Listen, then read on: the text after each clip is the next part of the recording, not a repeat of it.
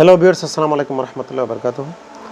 আমি আজকে খুবই গুরুত্বপূর্ণ একটা বিষয় নিয়ে আপনাদের সামনে হাজির হলাম। সেটা হচ্ছে বাংলাদেশ আওয়ামী লীগ, ছাত্রলীগ, যুবলীগের মিছিল, মিটিং, সভা দিন দিন বেড়েই চলেছে। দিনে অন্তত 10টা প্রোগ্রাম আমরা সামাজিক যোগাযোগ মাধ্যমে দেখতে পাচ্ছি, এবং যে প্রোগ্রামগুলো করতেছেন, মিছিল মিটিংগুলো হচ্ছে, সেগুলোতে কিন্তু 100, 200, 500, 1000 প্লাস এরকম নেতাকর্মীরা কিন্তু মিছিল মিটিং স্লোগান করতেছেন। অন্যদিকে বাংলাদেশ আওয়ামী লীগ, ছাত্রলীগ, যুবলীগের যেই কমিটিগুলো আছে, কেন্দ্র থেকে শুরু করে, উপজেলা থেকে শুরু করে, ইউনিয়ন পরিষদ থেকে শুরু করে যেই কমিটিগুলো আছে, সেগুলো কিন্তু একের পর এক কমিটিগুলো ঘোষণা করতেছেন। সেটার মাধ্যমে বোঝা যায় যে বাংলাদেশ আওয়ামী লীগ অতি শীঘ্রই রাজপথ দাবিয়ে বেড়াবেন এবং রাজপথ দখল করার একটা প্ল্যান, মাস্টার প্ল্যান নিয়ে তারা এগিয়ে যাচ্ছেন।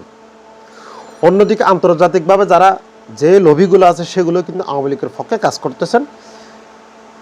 ইন্ডিয়া এবং ওয়াশিংটন যে একটা সম্পর্ক, সেটার মাধ্যমে বোঝা যায় যে বাংলাদেশে অদূর ভবিষ্যতে রাজনৈতিক প্রেক্ষাপটে একটা নতুন সমীকরণ দেখা যাচ্ছে। সেই সমীকরণটা এমনভাবে বাংলাদেশের জনগণের সামনে আসতেছে, সেটা অনেকেই যারা বুদ্ধিজীবী আছে, সাংবাদিক আছে, সিনিয়র যারা কলামিস্ট আছে, তারা কিন্তু বারবার বিষয়টাকে তুলে ধরার চেষ্টা করতেছেন। যেহেতু কয়েকটা লক্ষণ আমরা দেখতে পাচ্ছি, কয়েকটা কারণ কিন্তু আমরা খুঁজে পাচ্ছি। যেমন সেলিনা হায়াৎ আইবিকে জামিনে মুক্তি দেওয়া হয়েছে। তিনি জেলে যখন যাচ্ছিলেন তখনও জয় বাংলা স্লোগান দিয়েছেন, এবং জেল থেকে যখন বের হয়েছেন সবার সামনে যোগাযোগ করেছেন, তখনও কিন্তু স্লোগান দিয়েছেন এবং সরকারকে ধন্যবাদ জানিয়েছেন।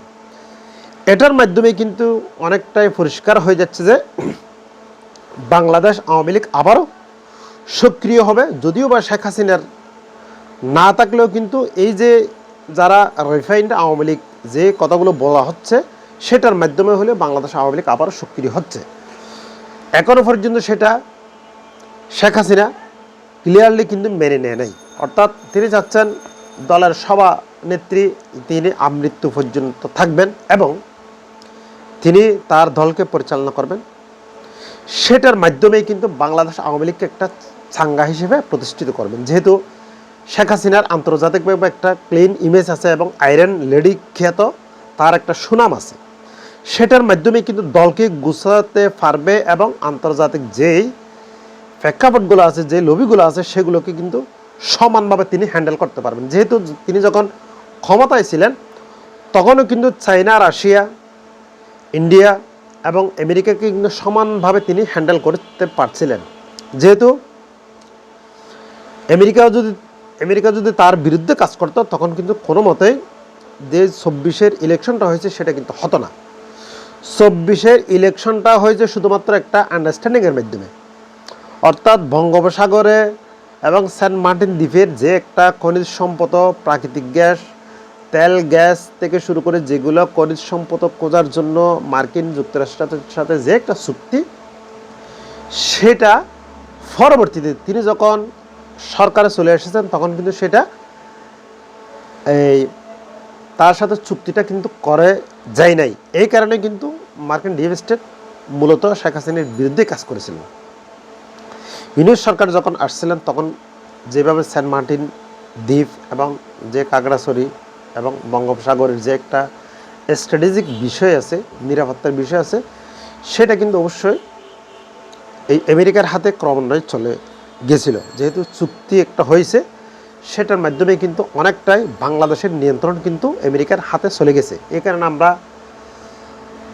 বলতে চাচ্ছি, বাংলাদেশের জনগণ বোঝার চেষ্টা করতেছেন যে চুক্তিটা ইউনুস সরকারের আমলে হয়েছে ইলেকশনের মাত্র 3 দিন আগে, সেটা কিন্তু অবশ্যই বাংলাদেশের জনগণের স্ববিরোধী একটা চুক্তি হয়েছে। সেই চুক্তিকে বাতিল করার জন্য মাঝে মধ্যে মিডিয়াতে, রাজপথে কিন্তু উত্তাপ ছড়ানোর চেষ্টা করতেছেন বাম জোটগুলো। এখনও পর্যন্ত কিন্তু সেই চুক্তির বিরোধিতা এখনও পর্যন্ত ফালে হাওয়া পাওয়া যাচ্ছে না। যদিও বা ভবিষ্যতে বাংলাদেশ আওয়ামী লীগকে কিন্তু সেটার বিষয়ে এখনও পর্যন্ত কোনো বক্তব্য রাখতেছেন না। যদিও বা বাংলাদেশ আওয়ামী লীগ সেটার বিষয়ে কোনো বক্তব্য না রেখে থাকেন, তাহলে বোঝা যায় যে বাংলাদেশ আওয়ামী লীগের সাথেও একটা আন্ডারস্ট্যান্ডিং হয়েছে। যদি আন্ডারস্ট্যান্ডিং না হতো তাহলে কিন্তু আওয়ামী লীগ এ বিষয়ে কথা বলতো। যেহেতু আওয়ামী লীগের নেতাকর্মীরা অনেকটা ভিডিও ক্লিপসে, অডিও ক্লিপসে তাদের কথা যেগুলো আছে সেগুলো সামাজিক যোগাযোগ মাধ্যমে ভাইরাল হয়, সেটার মাধ্যমে কিন্তু আমরা অনেক কিছু বুঝতে পারি, শুনতে পারি। এখনও পর্যন্ত মার্কিন ডিপ স্টেটের সাথে যে একটা চুক্তি, গোলামের চুক্তি, সেগুলো নিয়ে এখনও পর্যন্ত শীর্ষস্থানীয় যারা নেতৃবৃন্দ আছে তারা কিন্তু কথা বলে নাই ওপেন, সেটার বিরুদ্ধে প্রকাশ্যে কোনো কর্মসূচি ঘোষণা করেন নাই। এখনও পর্যন্ত কর্মসূচি ঘোষণায় আছে নিষিদ্ধ থেকে যাতে প্রত্যাহারটা উঠে যায়, প্রত্যাহার করা হয়, নিষিদ্ধর আদেশ যাতে প্রত্যাহার করা হয়, সেই বিষয়টা নিয়ে এখনও পর্যন্ত রাজপথে বাংলাদেশ আওয়ামী লীগ, ছাত্রলীগ, যুবলীগ তারা কিন্তু মাঠে সক্রিয় হওয়ার চেষ্টা করতেছে। এটা যদি বাংলাদেশ আওয়ামী লীগ কোনো কারণে যদি ফিরে আসে, তখন কিন্তু এই যে বিএনপি সরকার তাদের জন্য একটা এই ক্ষতির কারণ হয়ে দাঁড়াবে বলে অনেক বিশেষজ্ঞরা কিন্তু মনে করতেছেন। যেহেতু এনসিপির অনেক নেতারা বলার চেষ্টা করেন যদি আওয়ামী লীগ ফিরে আসে সর্বপ্রথম মার খাবেন এনসিপি জামাত, পরবর্তীতে খাবেন বিএনপি, সেই কথাটা কিন্তু তারা নেতৃবৃন্দরা বলার চেষ্টা করেন। সবাই সুস্থ থাকবেন, ভালো থাকবেন, আল্লাহ হাফেজ।